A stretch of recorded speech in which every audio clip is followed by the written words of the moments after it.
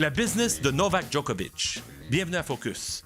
Mon nom est Ray Lalonde, analyste, consultant et conférencier en sport et business, et voici Focus, mon podcast quotidien, traitant de l'actualité, les grands sujets, tout ce qui touche à l'industrie du sport. Et c'est parti. Novak Djokovic est champion du Western et Southern Open à Cincinnati. Il devient le premier joueur de l'histoire de la ATP à gagner chacun des tournois du Grand Chelem et chacun des tournois Masters 1000.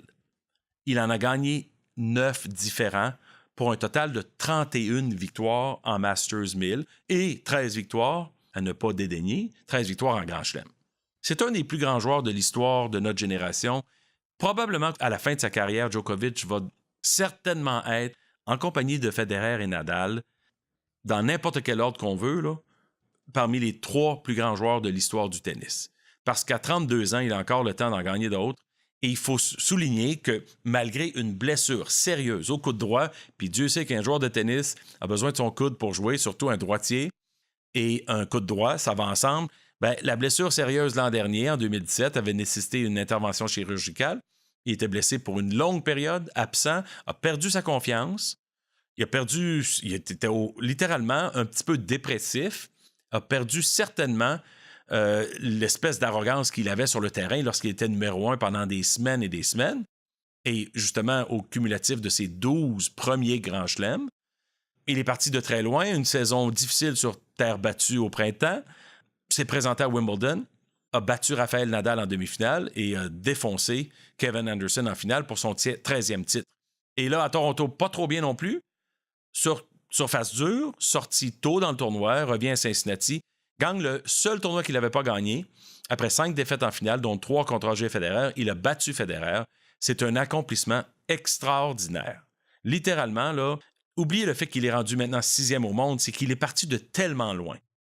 Le côté business de Djokovic, ça m'a toujours intrigué. Pourquoi? Parce que sur le terrain, il a des gains de 115 millions de dollars en bourse de tennis.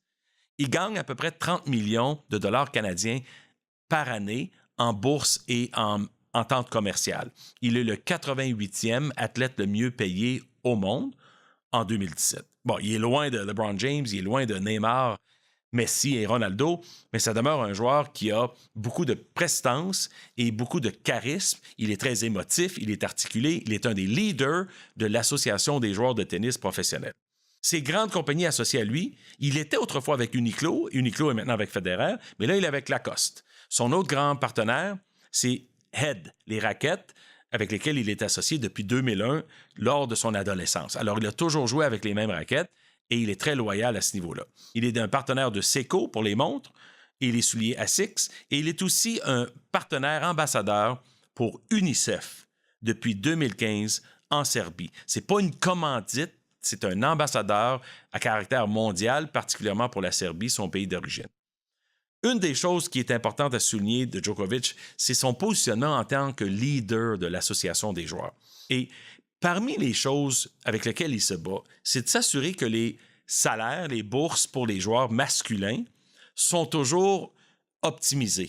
Il croit fondamentalement que les hommes attirent la télévision, ça a été prouvé à maintes et maintes reprises, que les hommes vendent les billets, que les hommes ont les meilleurs codes d'écoute. Les hommes ont des matchs qui durent plus de 7 et plus d'heures, effectivement. Alors, lui insiste pour que les hommes soient toujours payés au maximum. Il n'est pas en train de dire qu'il veut que les femmes soient moins payées. Il veut simplement maximiser les gains sur le terrain pour les hommes. Une des choses avec laquelle il compose actuellement, c'est son positionnement par rapport à ramener tous les matchs de tennis du Grand Chelem pour le tennis masculin au meilleur de 3-7 plutôt qu'au meilleur de 5-7. Et son explication, son raisonnement, c'est simplement de dire que les jeunes d'aujourd'hui qui sont ciblés par le tennis mondial n'ont pas le niveau d'attention pour rester dans un match pendant 4 heures ou 5 heures. On a juste à penser à Kevin Anderson et John Isner en demi-finale à Wimbledon, où le 5e set s'était terminé 24-22. Et dans son propre match à lui-même, Djokovic contre Nadal, le 5e set s'était terminé le lendemain 10-8 pour Djokovic, un match marathon qui avait pris encore une fois plus de 5 heures. Celui d'Isner et Anderson avait dépassé les 6 heures. Et c'est sûr que ça prend énormément de patience et de temps pour regarder un téléviseur ou sur l'Internet ou sur place dans un stade pour une durée comme celle-là. Alors Djokovic, contrairement à Federer qui veut maintenir les 5-7, Djokovic favorise les 3-7. Je termine en disant que on est à la fin d'une époque, une époque d'or, si on veut. Ce que j'appellerais en anglais « the golden years of men's tennis ». Les années de vache grasse du tennis masculin qui ont été menées à outrance par Roger Federer, Rafael Nadal et Novak Djokovic. On va en reparler dans un autre podcast, mais n'oubliez pas le privilège et la chance qu'on a de voir évoluer ces trois grands joueurs-là en même temps de nos jours. Qui a gagné l'Open d'Australie cette année? Roger Federer. Qui a gagné le Roland-Garros? Rafael Nadal. Qui a gagné Wimbledon? Novak Djokovic.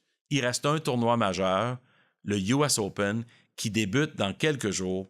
On verra si un des trois joueurs légendaires de notre époque pourra répéter l'exploit. Merci d'avoir écouté Focus. Suivez-moi sur Twitter @RealRayLalonde. Partagez le podcast avec vos amis et collègues. Vous pouvez également écouter les podcasts sur YouTube, Facebook, SoundCloud et vous abonner à ma chaîne ou liker ma page Facebook. Merci d'avoir été là. Pour Focus, ici Ray Lalonde. À très bientôt.